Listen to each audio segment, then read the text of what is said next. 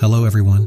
Ivan, a high-ranking judge in Leo Tolstoy's novella The Death of Ivan Ilyich, lived what many would call a picture-perfect life. He earns a stable income, has a respectable family, and enjoys social prestige. Polished with the sheen of societal approval, Ivan moved through his days confidently, guided by the rhythms of work and the pleasures of small indulgences. But in his final hours, lying on his deathbed, Ivan is consumed by a devastating revelation. He begins to see the life he carefully constructed, his promotions, his dinner parties, his steady accumulation of success, as hollow, even fraudulent. The realization cuts deeper than regret. It's existential. He asks himself a question that many of us avoid in the rush of daily life. What if my entire existence has been meaningless? What if the way we live blinds us to the deeper truths of being? The weight of these questions shatters Ivan's carefully maintained sense of reality. The world he once knew, a world of predictable comforts, routines, and responsibilities, collapses into a void. In its place arises a haunting silence, an absence that demands reckoning. Ivan's confrontation with death strips away every distraction, forcing him to face what it means to exist. His plight is not unique. His story grips us because it points to something universal. Beneath the surface of our busy lives lurks an unspoken question. Is there more to life than our routines, achievements, and possessions? What is it, really, to live? And Ivan Ilyich's crisis opens a doorway to a much larger inquiry, one that has captivated thinkers, artists, and seekers throughout history. It's the question of being, what it truly means to exist, not merely in a biological sense, but in the deeper, human sense.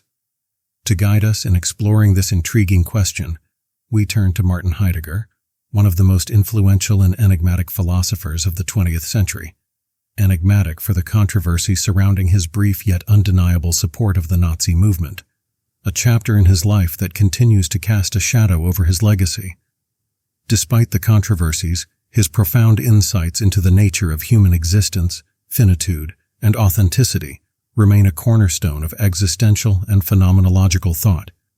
Born in 1889 in rural Germany, Heidegger rose from humble beginnings to become a towering figure in philosophy, delivering his seminal work, Being and Time, Sein und Zeit, in 1927, where he reframes the questions themselves, challenges us to look at existence not as an abstract concept, but as something deeply personal, something lived, visceral experience. For Heidegger, philosophy is a confrontation with life itself, and he is like Tolstoy's Ivan, asks us to confront our finitude and to wake up from the slumber of routine existence. Heidegger starts with a fundamental and central question. Why is there something rather than nothing? Yes, at first it might seem very abstract or irrelevant to daily life, and you might say, who cares? However, when considered deeply, this question compels us to reflect on the mystery of existence itself, the fact that the world exists, that we exist, and that life unfolds in ways we often take for granted. This inquiry doesn't rely on scientific explanations or religious doctrines. Instead, Heidegger wants us to approach it through direct engagement with our lived experience. Sometimes the power goes out. You're walking through your house in the dark, feeling your way along familiar furniture. Suddenly, the power comes back on, and you see everything with a new clarity. The objects around you, the walls, the doorways, and the table, everything comes into focus, and the room is no longer a collection of vague shapes but a world you can clearly navigate. This sudden clarity is more than just a shift in perception, it's a moment of revelation. Heidegger wants us to experience this kind of revelation, not with furniture, but with existence itself. He challenges us to see the world not as a collection of objects, but as an interconnected reality that we are always immersed in, shaping and being shaped by it. Heidegger calls this awareness Dasein, a German word that roughly translates to being there. He used the term Dasein to capture this unique mode of existence. It describes the human condition as one of active engagement and reflection, not just about existing in a physical sense, but about being immersed in a world full of meaning. Humans are not passive beings drifting through life. Instead, we are always situated in a specific time and place, immersed in a world of relationships, responsibilities, and possibilities. For Heidegger, to be human is not merely to exist, but to be fully involved in the world, making sense of it and shaping it as we go along. Traditional philosophy often overlooked this lived experience of being. Philosophers assumed they already understood being without properly examining it, a misunderstanding that traces back to ancient Greek thought. Figures like Plato and Aristotle sought to understand being, but treated it as an abstract concept detached from human experience. Plato viewed the world of ideas as transcendent, beyond the everyday, messy world we live in. Aristotle, meanwhile, categorized the world in ways that positioned humans as detached observers. While their philosophies were monumental, both neglected a crucial aspect: the experience of being human, of existing in the world. So, Heidegger believed that this human ability to question existence had been ignored by Western philosophy, which focused too much on analyzing individual beings, individual things, without asking the fundamental question: what does it mean to be? For example, philosophy often asks, what is a tree?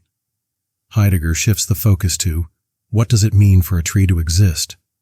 The first question involves describing and categorizing, while the second explores the essence of existence itself. Heidegger argued that by focusing on the first type of question, we've ignored the deeper, more fundamental inquiry. In contrast, Heidegger emphasizes that Dasein is deeply embedded in the world. It is not something we observe from a detached perspective, but a state of being immersed in a world of meanings, relationships, and contexts. Human existence is not like that of a stone sitting on the ground or a tree growing in the forest. Instead, we are actively involved in the world, shaped by it and shaping it in return. Heidegger's philosophy is not about defining existence abstractly or externally.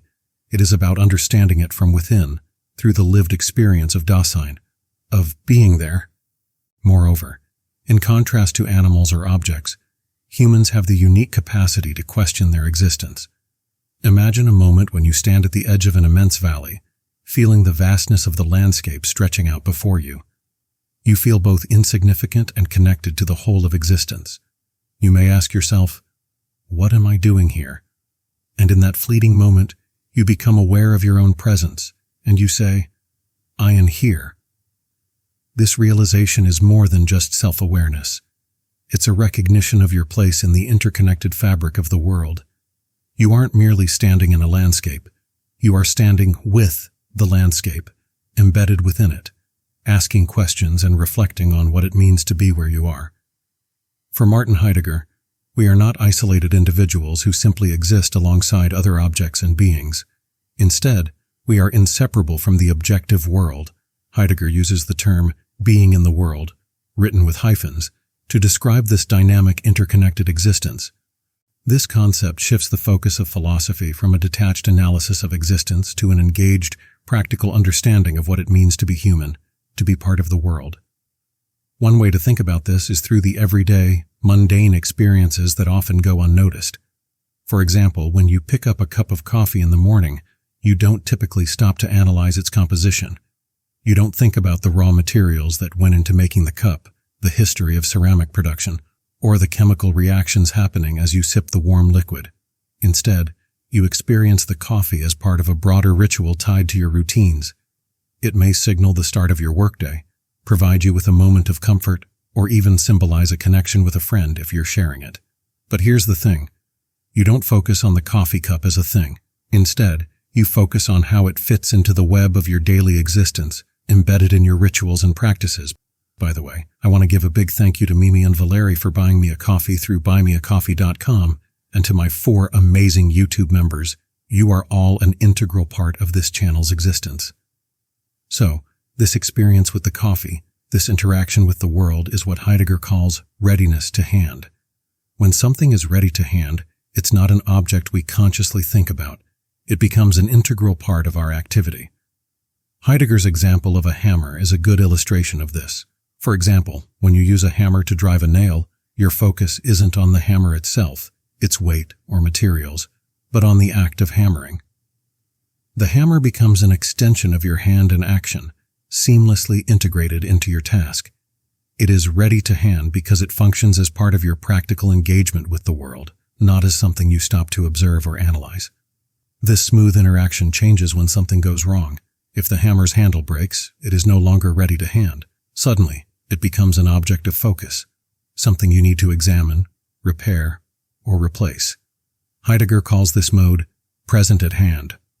The shift from readiness to hand to present at hand shows how our relationship with the world changes when tools or routines fail. When everything functions smoothly, tools fade into the background. But when something breaks or disrupts our flow, it stands out as an object of attention, an object of disruption that forces us to confront the hammer not as a tool in use, but as a thing. And such breakdowns don't just happen with tools, they can happen in any aspect of life. Makes disruptions in our routines can pull us out of everydayness. Interestingly, Heidegger views disruptions, whether a broken hammer, a disruption of routines, or an existential crisis, as moments of profound opportunity.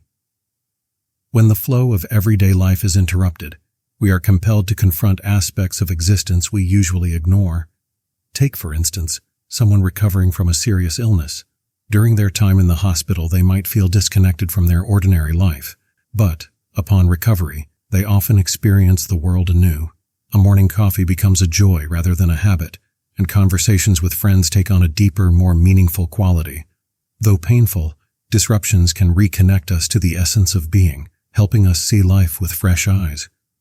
While the routines of everydayness are essential for navigating life, Heidegger warns that they pose a subtle but significant danger: the loss of individuality. He introduces the concept of Dasein, translated as the they, or the one, to describe how societal norms and expectations shape our behavior. This influence is evident when we justify actions with phrases like, "That's just how it's done." In this state, we conform to what is expected, whether it's the clothes we wear, the careers we pursue, or the way we present ourselves online. Often we act not out of conscious choice, but because Dasein, the one, silently dictates our decisions, steering us toward conformity.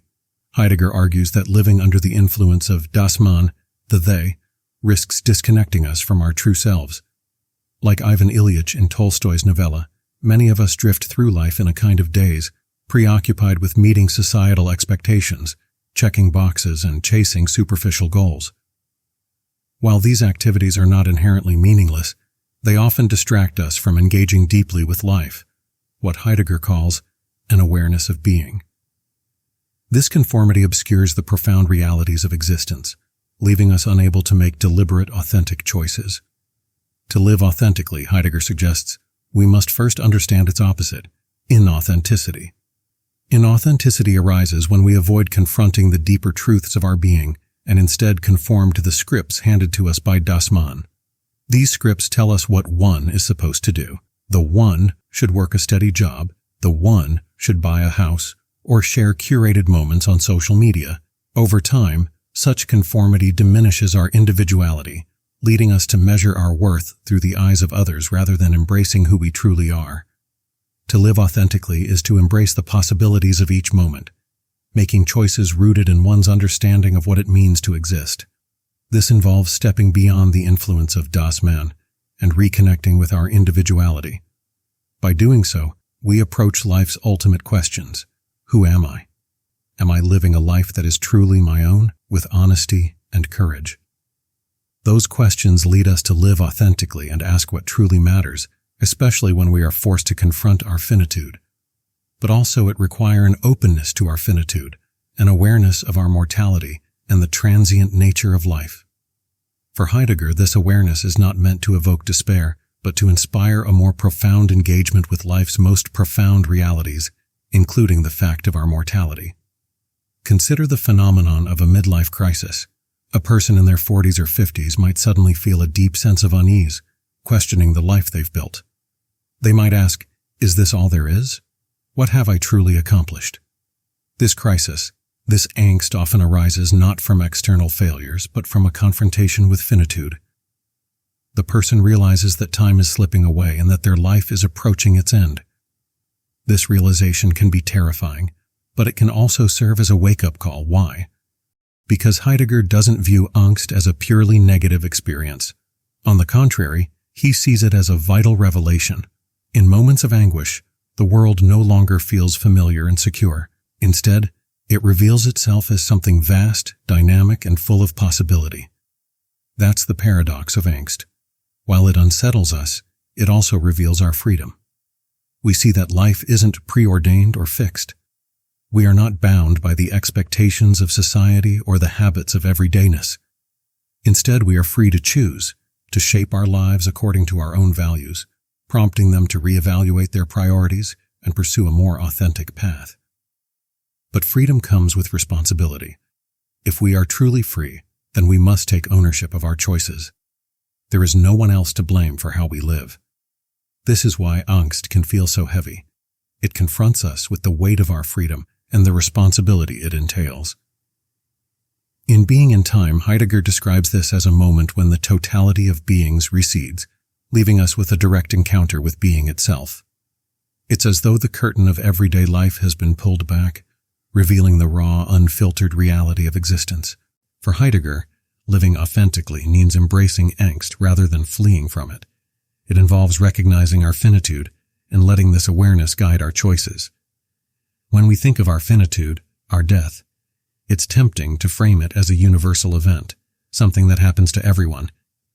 This abstraction, while comforting, makes death feel impersonal and distant. Phrases like, "everyone will die someday," create a buffer between us and the more intimate truth. I will die. By shifting from I to everyone, we avoid the discomfort of confronting our own mortality. Many of us, however, avoid confronting death. Modern life, filled with routines, societal expectations, and endless distractions, makes it easy to push mortality into the background. Heidegger refers to this avoidance as the influence of Dasein, or the vase self, the collective societal norms that encourage us to live as though death concerns only others. This denial is reinforced by modern culture. Social media, entertainment, and consumerism offer an illusion of permanence, masking the fragility of existence. But this comes at a cost. By ignoring death, we risk losing touch with what Heidegger calls the truth of being. We live shallow lives dictated by external expectations, rather than embracing our inner authenticity. This universalizing of death shields us from its immediacy, reducing it to a concept, to a something rather than an inevitable and deeply personal reality. For Heidegger, this abstraction is part of what he calls an inauthentic relationship with death. It allows us to intellectualize and distance ourselves from the truth, but at the cost of fully living with an awareness of our finitude. Unlike the common view of death as a far-off event, Heidegger insists that death is not merely something that happens at the end of life. Instead, it is an ever-present horizon, shaping how we live, think, and relate to the world. Death is not a mere endpoint. It is the ultimate possibility that defines what it means to be human. The Dasein is that human beings uniquely aware of their own existence. Unlike animals or objects, Dasein has a distinct relationship with death. We know that we will die. This awareness, whether explicit or suppressed, permeates our lives and influences our choices. For Heidegger, death is our own most possibility, the one aspect of life that is uniquely ours. It is inescapable, personal, and non-transferable. You can share joys, burdens, and responsibilities with others, but no one can die for you. Death is the most intimate truth of existence, and it defines the finite nature of our being. To live authentically, Heidegger argues, we must face death not as a distant abstraction, but as a defining feature of our existence.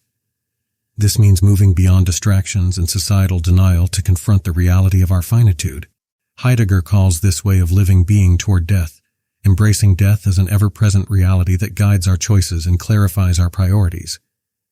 Much like Ivan Ilyич's transformation in Tolstoy's novella, the awareness of mortality forces us to reconsider what truly matters, our relationships, passions, and the beauty of the fleeting moments we often overlook. Far from being a grim adversary, death becomes a profound teacher. It compels us to recognize life's preciousness and live with intention. Heidegger describes this as resoluteness, a state of clarity and responsibility, where we align our lives with what is most meaningful and true. Imagine a musician playing their ultimate and final concert. Each note carries an emotional weight because they know it will be their last performance. This awareness doesn't diminish their artistry. It heightens it, infusing each moment with unparalleled intensity. Similarly, when we live with the awareness of death, life takes on a heightened significance. We stop taking things for granted and begin to see beauty in the ordinary and maybe to see the sublime. So, Heidegger's concepts of angst and death are deeply intertwined. Angst disrupts the superficial stability of life, exposing its groundlessness, while death gives this groundlessness a definitive boundary. Together, they invite us to confront the reality of our being and live more authentically. By living authentically, we can turn the inevitability of death into a source of inspiration rather than fear. When was the last time you truly felt the weight of your existence? What might you discover if you stopped filling every moment with noise and distractions and faced the reality of your own finitude? Life is as a candle flickering in a dark room. Its flame is fragile, its light finite, but it illuminates everything around it with warmth and beauty. This is what life is, a brief, radiant flame, made all the more precious by its impermanence. As you go about your days, let the awareness of death guide you, not as a shadow of fear, not as a burden, but as a quiet reminder to live with intention, as a gentle awakening. Be present with the people you care about, courageous in your choices, and mindful of the moments that make your life uniquely yours. Let it remind you that each moment is unrepeatable, fragile, but deeply yours. And let it ask you, softly, but undeniably, are you living the life that calls to your soul? Thank you.